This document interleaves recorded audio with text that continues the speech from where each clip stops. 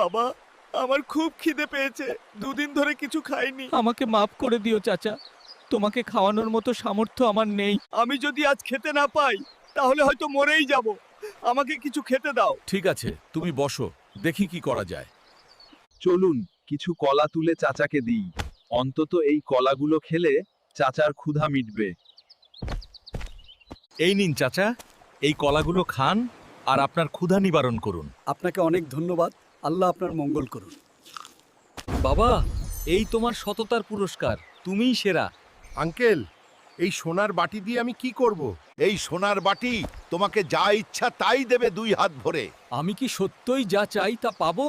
আমি দেখব। আমাকে অনেক কয়েন দিন, টাকা সত্যই বেরিয়ে আসছে।